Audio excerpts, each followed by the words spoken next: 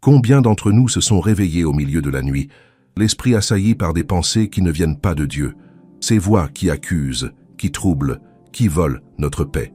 Aujourd'hui, vous découvrirez 3 armes puissantes pour les faire taire définitivement.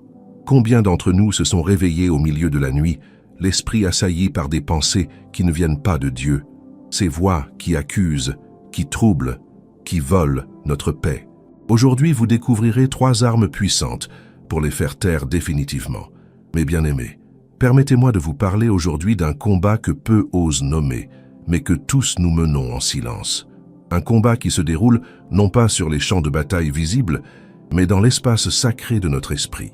Charles Spurgeon, ce grand prédicateur que Dieu a utilisé pour toucher des millions d'âmes, disait avec une profonde sagesse que l'esprit humain est comme une citadelle, et toute citadelle peut être assiégée.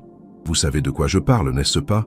Ces pensées qui arrivent sans invitation, qui s'installent comme des intrus dans la maison de votre conscience.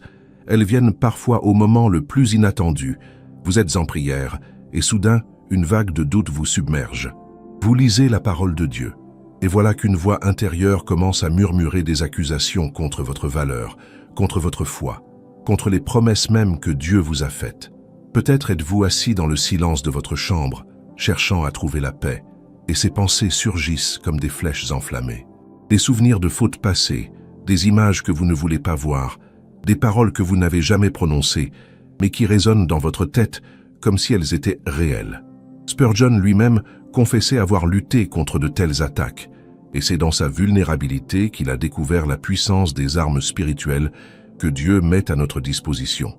L'apôtre Paul nous rappelle dans sa 2e lettre aux Corinthiens, chapitre 10, versets 4 et 5, une vérité fondamentale, car les armes avec lesquelles nous combattons ne sont pas charnelles, mais elles sont puissantes par la vertu de Dieu pour renverser des forteresses.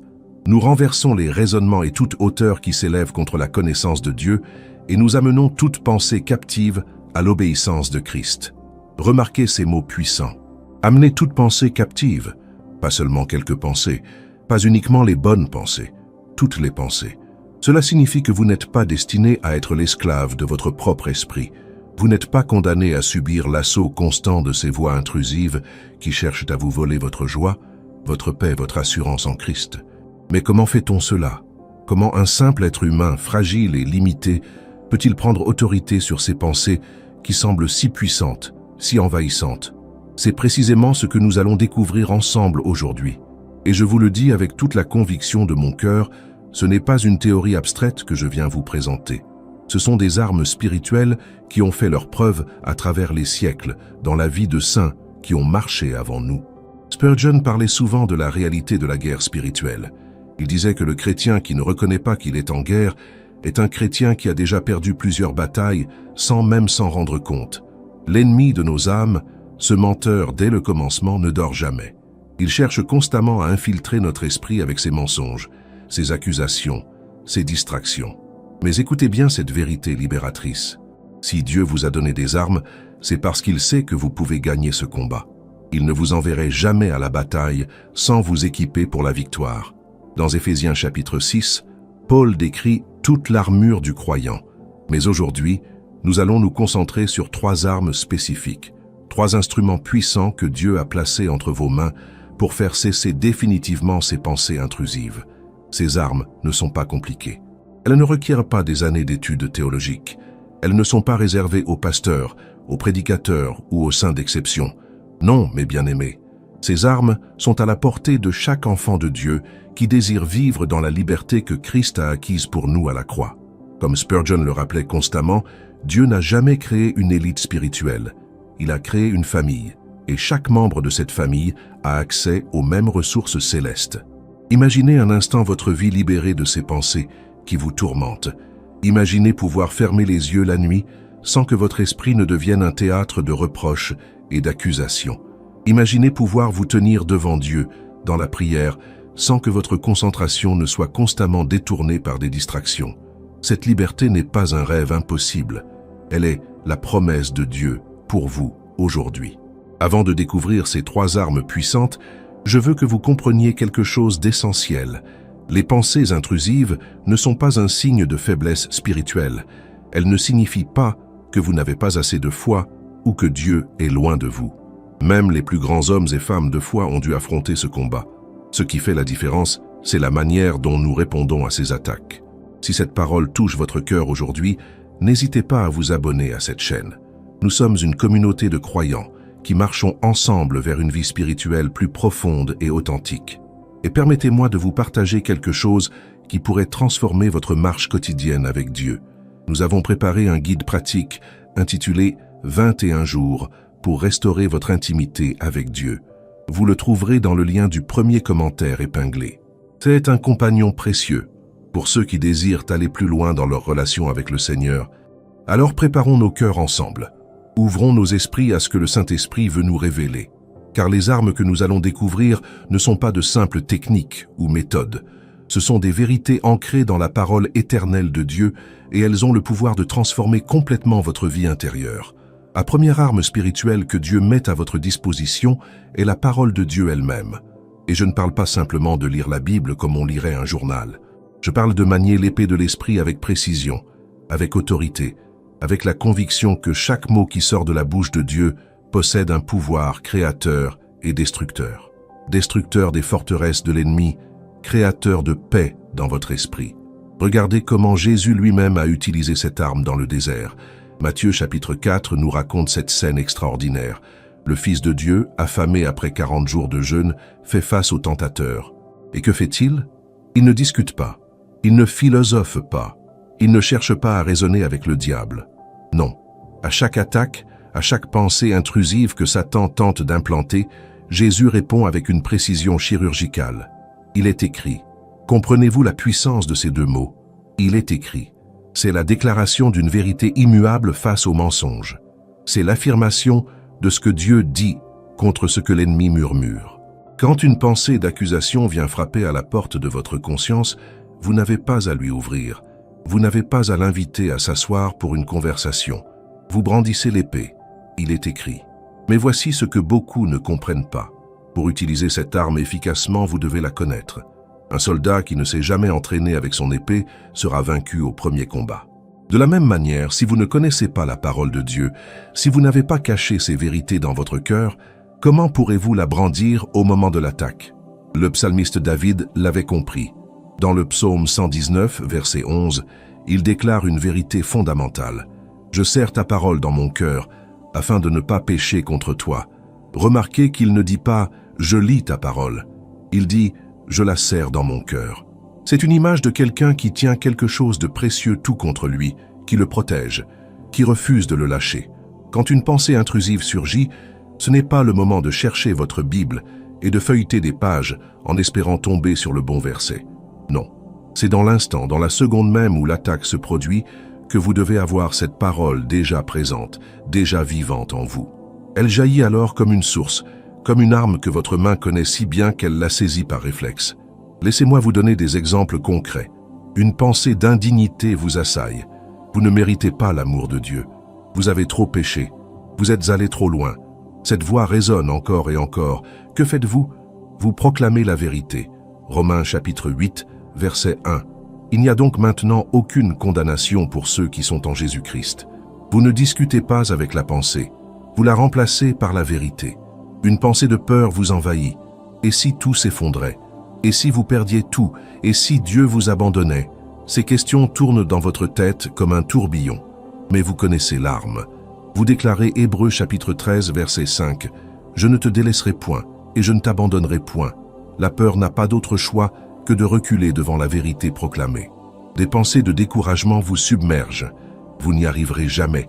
Votre situation est sans espoir. Rien ne changera. Mais écoutez ce que dit Jérémie chapitre 29, verset 11. « Car je connais les projets que j'ai formés sur vous, dit l'Éternel, projets de paix et non de malheur, afin de vous donner un avenir et de l'espérance. » Vous voyez, la parole ne laisse aucune place au mensonge. Maintenant, voici quelque chose de crucial que vous devez comprendre. Cette arme ne fonctionne pas comme une formule magique. Ce n'est pas une incantation que vous récitez mécaniquement. C'est une déclaration de foi. Quand vous proclamez la parole de Dieu face aux pensées intrusives, vous déclarez en réalité que vous croyez ce que Dieu dit plus que ce que vous ressentez. Vous affirmez que sa vérité est plus réelle que votre expérience temporaire. Et c'est là que beaucoup échouent. Ils essaient d'utiliser la parole tout en doutant de sa puissance. C'est comme essayer de couper avec une épée en plastique. L'apparence est là, mais l'efficacité manque. Hébreux chapitre 4, verset 12, nous dit que la parole de Dieu est vivante et efficace, plus tranchante qu'une épée quelconque à deux tranchants. Mais cette puissance se manifeste lorsque nous y croyons vraiment. Il y a quelques années, j'ai rencontré une sœur dans la foi qui était tourmentée par des pensées de culpabilité. Son passé la poursuivait jour et nuit. Elle me confiait qu'elle ne pouvait pas prier sans que ces images reviennent la hanter. Je lui ai enseigné cette vérité simple. Chaque fois qu'une pensée accuse, proclame à haute voix la parole. Au début, elle trouvait cela étrange, mais elle a commencé à le faire. Elle a mémorisé des versets clés. 1 Jean chapitre 9. Si nous confessons nos péchés, il est fidèle et juste pour nous les pardonner et pour nous purifier de toute iniquité. Ésaïe chapitre 43, verset 25. C'est moi qui efface tes transgressions pour l'amour de moi, et je ne me souviendrai plus de tes péchés. Elle les proclamait encore et encore. Au fil des semaines, quelque chose a changé. Les pensées revenaient, mais elles perdaient leur pouvoir. Elles devenaient de plus en plus faibles face à la vérité proclamée. Puis un jour, elle m'a dit avec des larmes de joie qu'elle avait enfin trouvé la paix. La parole avait fait son œuvre. L'épée de l'esprit avait tranché les chaînes qui la retenaient captive de son passé. Voici ce que je veux que vous compreniez aujourd'hui. Vous n'êtes pas obligé de croire chaque pensée qui traverse votre esprit. Vous avez le pouvoir, par la grâce de Dieu et par sa parole, de choisir quelles pensées vous allez nourrir et lesquelles vous allez rejeter. Et la parole de Dieu est l'arme suprême pour ce combat. Commencez dès aujourd'hui. Identifiez les pensées intrusives qui vous attaquent le plus fréquemment. Est-ce la peur, l'indignité, le doute, la colère? Pour chacune, trouvez dans les Écritures la vérité qui la contredit. Écrivez ces versets, mémorisez-les, répétez-les à voix haute, faites-les vôtres, car ils sont vôtres. Dieu vous les a donnés pour votre victoire. La deuxième arme spirituelle que Dieu place entre vos mains est la prière de combat. Et ici, mes bien-aimés, nous devons faire une distinction importante. Il existe une prière de communion, douce et paisible, où nous nous reposons dans la présence de Dieu. Mais il existe aussi une prière guerrière, une prière qui affronte directement les puissances des ténèbres et qui commande aux pensées intrusives de partir au nom de Jésus-Christ. L'apôtre Paul nous exhorte dans Éphésiens chapitre 6, verset 18, à prier en tout temps par l'Esprit, avec toutes sortes de prières et de supplications. Remarquez cette expression, en tout temps. Cela signifie que la prière n'est pas réservée uniquement au moment calme du matin ou du soir. La prière est une arme que vous pouvez dégainer à tout instant, même au cœur de la bataille, même quand les pensées vous assaillent de toutes parts. Trop de croyants ont une compréhension passive de la prière. Ils pensent qu'il suffit de demander gentiment à Dieu d'éloigner les mauvaises pensées, puis d'attendre patiemment que cela se produise. Mais la Bible nous enseigne une approche bien différente. Jacques chapitre 4 verset 7 nous dit de résister au diable et il fuira loin de vous. Résister, c'est un verbe actif, c'est une posture de combat. Quand une pensée intrusive surgit dans votre esprit, vous avez le droit, l'autorité et même le devoir de la rejeter par la prière. Vous n'êtes pas un spectateur impuissant de votre propre vie intérieure. Vous êtes un enfant de Dieu, revêtu de son autorité, et vous pouvez dire non. Vous pouvez fermer la porte. Vous pouvez commander à cette pensée de partir au nom puissant de Jésus. Permettez-moi de vous montrer comment cela fonctionne concrètement. Une pensée de jalousie envers quelqu'un commence à germer dans votre cœur. Au lieu de la laisser grandir, au lieu de commencer à la justifier ou à la nourrir, vous priez immédiatement. Seigneur Jésus, je rejette cette pensée de jalousie. Elle ne vient pas de toi. Je choisis de me réjouir du bien qui arrive à mon frère, à ma sœur. Remplis mon cœur de ton amour. Vous voyez la différence? Vous ne suppliez pas Dieu comme si vous étiez une victime. Vous exercez l'autorité qu'il vous a donnée. Vous prenez position. Vous utilisez le nom de Jésus comme un bouclier et comme une épée.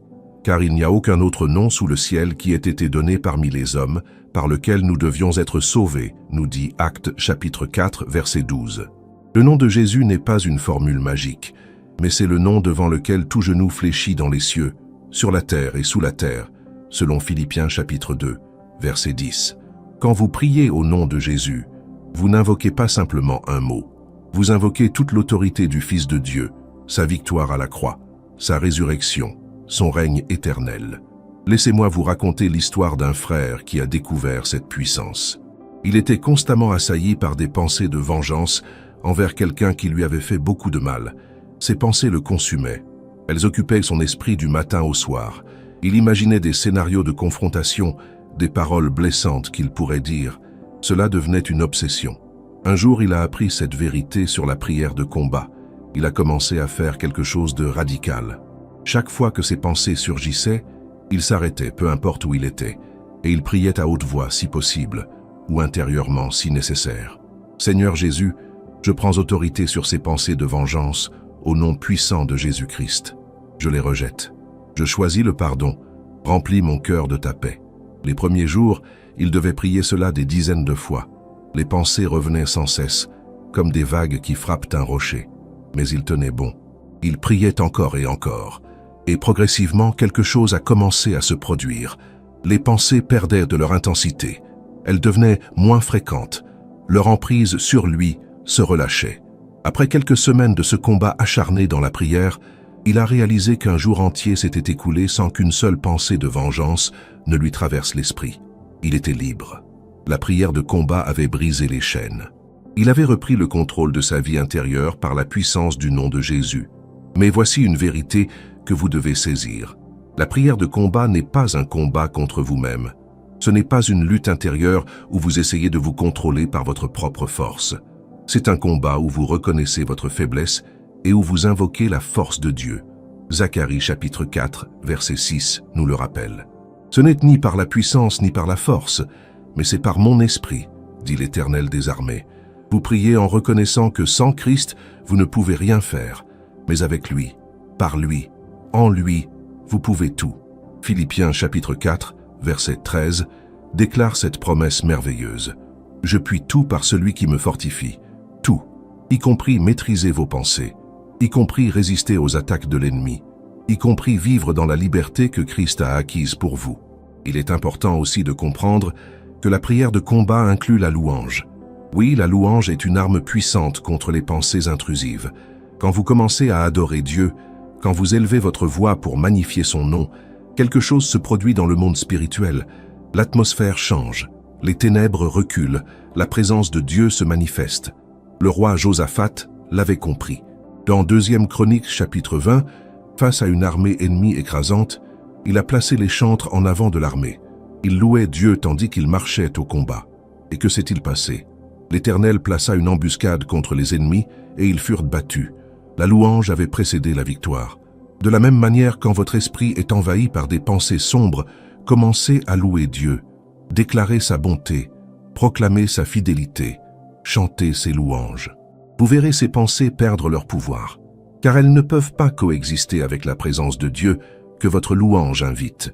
Alors aujourd'hui, je vous encourage à adopter cette posture de prière guerrière. Ne soyez plus passif face aux pensées qui vous tourmentent. Levez-vous dans l'autorité que Christ vous a donnée. Priez avec ferveur, priez avec foi, priez au nom puissant de Jésus, et vous verrez la victoire se manifester dans votre vie intérieure. La troisième arme spirituelle que Dieu vous confie est la communion fraternelle authentique. Et je ne parle pas simplement d'assister à des réunions d'église ou d'échanger des salutations polies le dimanche matin. Je parle d'une communion profonde, vulnérable, où vous pouvez partager vos luttes réelles avec des frères et sœurs de confiance qui intercèdent pour vous et qui vous tiennent responsables dans l'amour. Trop souvent, nous essayons de combattre seuls. Nous portons nos fardeaux en silence, convaincus que personne ne comprendrait, que nous serions jugés si nous révélions ce qui se passe réellement dans notre esprit. Mais cette solitude est précisément ce que l'ennemi recherche. Il veut vous isoler, car il sait qu'une brebis isolée est une proie facile pour le loup qui rôde. L'Ecclésiaste chapitre 4, versets 9 et 10 nous enseigne cette sagesse profonde. 2 valent mieux qu'un, parce qu'ils retirent un bon salaire de leur travail. Car s'ils tombent, l'un relève son compagnon. Mais malheur à celui qui est seul et qui tombe, sans avoir un second pour le relever. Ces paroles sont particulièrement vraies dans le combat spirituel que nous menons contre les pensées intrusives. Quand vous partagez vos luttes avec un frère ou une sœur mature dans la foi, plusieurs choses extraordinaires se produisent. Premièrement, la pensée intrusive perd son pouvoir secret. Les ténèbres ne peuvent pas survivre à la lumière. 1 Jean chapitre 1 verset 7 nous dit que si nous marchons dans la lumière, comme il est lui-même dans la lumière, nous sommes mutuellement en communion, et le sang de Jésus son Fils nous purifie de tout péché. En confessant vos pensées à quelqu'un de confiance, vous les exposez à la lumière de Dieu. Et ce qui semblait si puissant, si accablant dans le secret de votre esprit, devient soudainement moins intimidant quand il est prononcé à voix haute devant un témoin bienveillant. C'est comme un monstre dans le placard qui, une fois la porte ouverte et la lumière allumée, se révèle être beaucoup moins effrayant qu'il ne paraissait dans l'obscurité. Deuxièmement, vous bénéficiez de la prière d'intercession puissante d'un autre croyant. Jacques chapitre 5 verset 16 nous exhorte avec force à confesser nos fautes les uns aux autres et à prier les uns pour les autres, afin que nous soyons guéris. La prière fervente du juste a une grande efficacité. Quand quelqu'un prie pour vous avec foi, avec amour, cette prière touche le cœur de Dieu d'une manière particulièrement puissante. J'ai vu des situations remarquables où des personnes ont lutté pendant des années, parfois même des décennies, contre certaines pensées intrusives, essayant de les combattre seules avec leur propre force. Puis, le jour où elles ont eu le courage de partager leur combat avec un ami spirituel fidèle, tout a changé de manière spectaculaire. Les prières sincères de cet ami ont apporté une percée inattendue. La délivrance est venue non pas parce qu'elles étaient faibles en avouant leur lutte, mais parce qu'elles ont accepté avec humilité de ne pas combattre seules dans ce désert spirituel. Elles ont compris que Dieu a créé l'Église précisément pour cela, pour que nous portions les fardeaux les uns des autres et que nous nous fortifiions mutuellement dans la bataille quotidienne contre les forces des ténèbres. Troisièmement, vous recevez une perspective différente, un regard extérieur qui peut tout changer. Parfois, nous sommes tellement engloutis dans nos propres pensées que nous ne pouvons plus voir clairement la vérité. Un frère ou une sœur en Christ peut nous offrir une parole de sagesse divine, une perspective biblique que nous n'avions pas considérée dans notre combat solitaire. Proverbe chapitre 11, verset 14, dit avec sagesse que quand la prudence fait défaut, le peuple tombe. Mais le salut est dans le grand nombre de conseillers. Vous voyez, Dieu n'a jamais voulu que nous marchions seuls dans ce voyage spirituel. Il nous a donné une famille, un corps, une communauté précisément pour nous aider à rester debout quand les vents contraires soufflent. Mais attention, mes bien-aimés, je ne vous dis pas de partager vos luttes les plus profondes avec n'importe qui dans votre entourage. La communion fraternelle dont je parle nécessite de la sagesse, du discernement et beaucoup de prières. Vous devez trouver des personnes qui marchent vraiment avec Dieu, qui connaissent profondément la parole, qui prient régulièrement, qui ne vous jugeront pas mais qui vous aimeront assez pour vous dire la vérité. Cherchez quelqu'un qui a lui-même connu des batailles spirituelles intenses et qui en est sorti victorieux par la grâce de Dieu. Quelqu'un qui comprend la grâce illimitée de Dieu, mais qui ne tolère pas le compromis avec le péché.